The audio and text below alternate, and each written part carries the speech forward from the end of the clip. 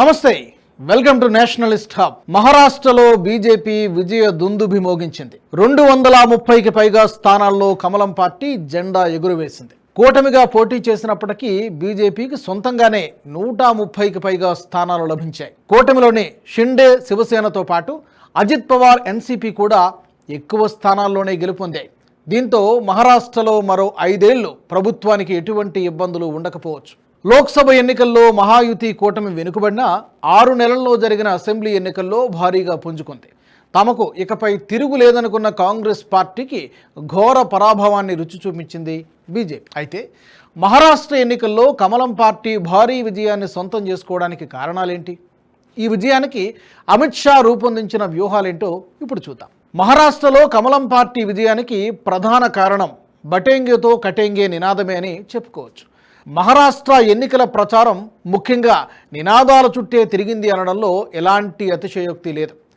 ఇండీ కూటమి కులగణన డిమాండ్ వ్యతిరేకంగా ప్రధాని మోదీ ఏక్ హే తో సేఫ్ హే అనే నినాదంతో ప్రచారం హోరెత్తించారు. యూపీ సీఎం యోగి ఆదిత్యనాథ్ ఇచ్చిన బటేంగేతో కటేంగే స్లోగన్ మహా పాలిటిక్స్ను మరో లెవెల్కు తీసుకెళ్లింది అని చెప్పాలి. కలిసి ఉంటేనే జాగ్రత్తగా ఉంటామని మోదీ ఓటర్లకు వివరించగా, కులాల పేరుతో విడిపోతే హిందువులు కింద పడిపోతారని సీఎం యోగి ఆదిత్యనాథ్ జోరుగా ప్రచారం చేశారు. యోగి బటేంగేతో కటేంగే నినాదాన్ని ఆర్ఎస్ఎస్ కూడా పెద్ద ఎత్తున జనంలోకి తీసుకుపోవడంతో మహాయుతి కూటమి విజయానికి మార్గం మరింత సుగమమైంది. ఈ నినాదంపై మహాయుతి కూటమిలో విభేదాలు వచ్చినప్పటికీ బీజేపీ నేతలు వెనక్కి తగ్గకపోవడం హిందువులను మరింత ఏకం చేసింది.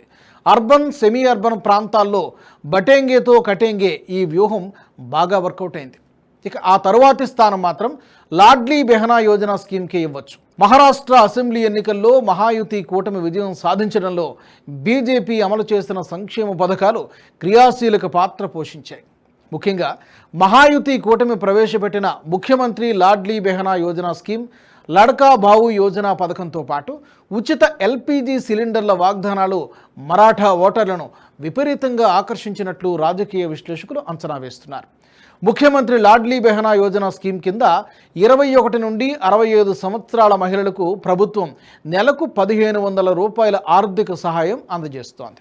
ఈ ఎన్నికల్లో గెలిస్తే అదే స్కీమ్ కింద 2100 రూపాయలు ఇస్తామని హామీ ఇచ్చింది. రాష్ట్రంలోని నిరుద్యోగ యువత, విద్యార్థులకు వృత్తి నైపుణ్యాలు నేర్పించడంతో పాటు ఉద్యోగ అవకాశాలకు సన్నద్ధం చేయడం కోసం ప్రభుత్వం ఈ స్కీమ్ను ప్రవేశపెట్టింది.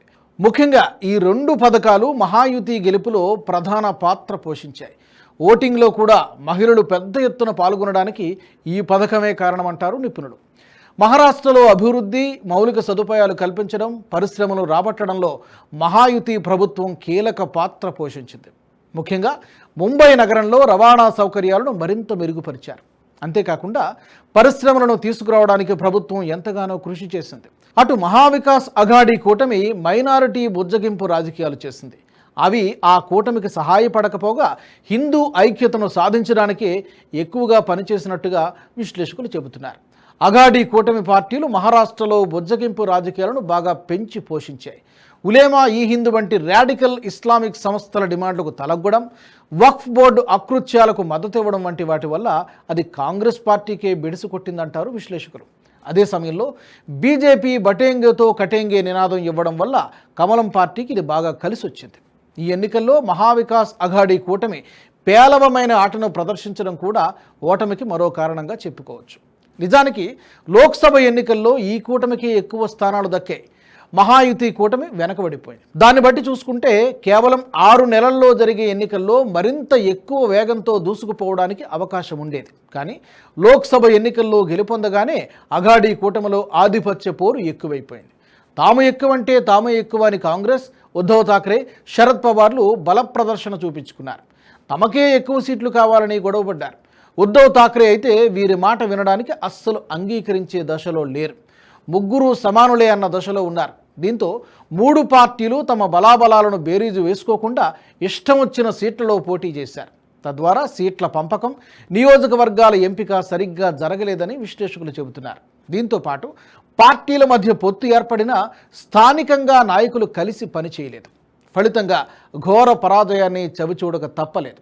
బీజేపీ లోక్సభ ఎన్నికల్లో ఓటమి పాలు కావడంతో తన తప్పిదాలను సరిదిద్దుకుంది. మహారాష్ట్రలో గెలవకపోతే భవిష్యత్తులో చాలా కష్టాలను ఎదుర్కోవాల్సి వస్తుందని ముందుగానే గుర్తించింది. అందుకే తన అంగబలాన్నంతా మోహరించింది. మహారాష్ట్రలో ఏ కూటమి ప్రభుత్వాన్ని ఏర్పాటు చేయాలన్నా విదర్భలో మెజారిటీ సీట్లు గెలవడం చాలా ముఖ్యం. ఇక్కడ ఎక్కువ స్థానాలు గెలుచుకున్న పార్టీనే దాదాపు మరాఠా గడ్డపై ప్రభుత్వాన్ని ఏర్పాటు చేస్తోంది. అయితే ఈ ఏడాది జరిగిన పార్లమెంటు ఎన్నికల్లో విదర్భలో బీజేపీ ఘోర పరాజయం పాలైంది. 10 పార్లమెంటు స్థానాలకు గాను కేవలం 3 చోట్లనే విజయం సాధించింది. దీంతో పార్లమెంటు ఎన్నికల ఫలితాలతో మేలుకున్న మహాయుతి కూటమి విదర్భపై ప్రత్యేకంగా దృష్టి సారించింది. విదర్భలో తిరిగి పట్టు చేజిక్కించుకోవడం కోసం ఏ అవకాశాన్ని ఎన్డీఏ వదులుకోలేదు. బెంగాల్, హర్యానాలో బీజేపీ సక్సెస్ కావడంలో కీలక పాత్ర పోషించిన వ్యూహకర్త కైలాష్ విజయవర్గీయను మహాయుతి కూటమి విదర్భలో రంగంలోకి దించింది. అతను 100 మంది సభ్యుల బృందంతో 2 నెలల పాటు విదర్భలో మకాం వేసి బీజేపీ పుంజుకునేలా చేశాడు. ఆర్ఎస్ఎస్ కార్యకర్తలతో కలిసి విదర్భలో మహాయుతి కూటమి స్ట్రాంగ్ అయ్యేలా చేశాడు. దీంతో విదర్భలో ఈసారి మహాయుతి కూటమి సంచలన ఫలితాలు నమోదు చేయగలిగింది. ఈ ఎన్నికల్లో ఆర్ఎస్ఎస్ కూడా కీలక పాత్ర పోషించిందని చెప్పారు. రాష్ట్రంలో ఏకంగా 65,000 సమావేశాలను ఏర్పాటు చేసింది. ప్రతి ఇంటికి చేరుకుంది. ప్రభుత్వం అందజేస్తున్న పథకాలను ప్రచారం చేసింది. ఆర్ఎస్ఎస్ కార్యకర్తలు గ్రౌండ్ లెవెల్లో ఉన్న సమస్యలను, ప్రజల ఆలోచనల్ని, ఫీడ్బ్యాక్ను ఎప్పటికప్పుడు సేకరిస్తూ వచ్చారు. దీన్ని ఎప్పటికప్పుడు పరిశీలించిన బీజేపీ తన ప్రచారంలో మార్పులు, చేర్పులు చేస్తూ వచ్చింది. ఈ ఫీడ్బ్యాక్ ఆధారంగానే అభ్యర్థుల ఎంపిక జరిగింది. దీనివల్లే పార్టీ విజయ తీరాలకు చేరగలిగింది. వీటన్నిటి తర్వాత చివరిగా పోల్ మేనేజ్మెంట్లో బీజేపీ ఎక్కువ కష్టపడినట్టు తెలుస్తోంది. ఈ విషయంలో మహారాష్ట్రలో బీజేపీ ఎన్నికల యంత్రాంగం బాగా పనిచేసింది. మహావికాస్ అఘాడీ కూటమి నేతల కంటే ఎక్కువగా మహాయుతి టాప్ లీడర్లు ప్రచారంతో హోరెత్తించారు. ప్రధాని నరేంద్ర మోదీ 106 అసెంబ్లీ నియోజకవర్గాలను 10 ర్యాలీల్లో కవర్ చేశారు. కేంద్ర హోంమంత్రి అమిత్ షా 16 ర్యాలీల ద్వారా 38 సెగ్మెంట్లలో ప్రచారం చేశారు. యోగి ఆదిత్యనాథ్ కూడా మహారాష్ట్ర ఎన్నికల్లో కటేంగేతో బటేంగే అంటూ ప్రచారాన్ని పీక్ స్టేజ్కు తీసుకుపోయారు. ముఖ్యమంత్రి ఏక్నాథ్ షిండే రికార్డు స్థాయిలో 75 ర్యాలీల్లో ప్రసంగించారు. ఇక కేంద్ర మంత్రి నితిన్ గడ్కరీ అయితే 72 ర్యాలీలతో పాటు రోడ్ షోల్లో కూడా పాల్గొన్నారు. ఎన్సీపీ అధినేత శరద్ పవార్ 55 ర్యాలీల్లో మాట్లాడారు. ఏపీ నుంచి పవర్ స్టార్ పవన్ కళ్యాణ్ కూడా తెలుగు ప్రజలు ఎక్కువగా నివసించే ప్రాంతాల్లో ప్రచారానికి దింపారు.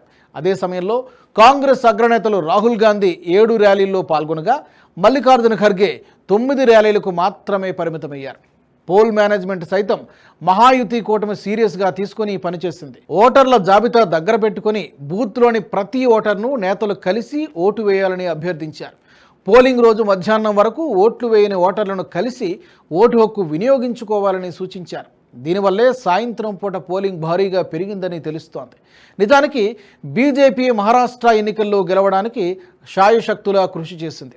అందుకు అమిత్ షా వ్యూహాలు కలిసి రావడంతోనే ఈ భారీ విజయం దక్కిందంటారు విశ్లేషకులు. ఈ వీడియో మీకు నచ్చినట్టయితే లైక్ చేయండి, 10 మందికి షేర్ చేయండి. అలాగే కామెంట్ల రూపంలో మీ అభిప్రాయాలను మాతో పంచుకోండి. Nationalist hub group of channels ను సబ్స్క్రైబ్ చేసుకుని తెలుగునాట జాతీయవాద జర్నలిజాన్ని ప్రోత్సహించండి. ఈ వీడియో కింద ఉన్న బెల్ ఐకాన్ పై క్లిక్ చేయడం మర్చిపోవద్దు.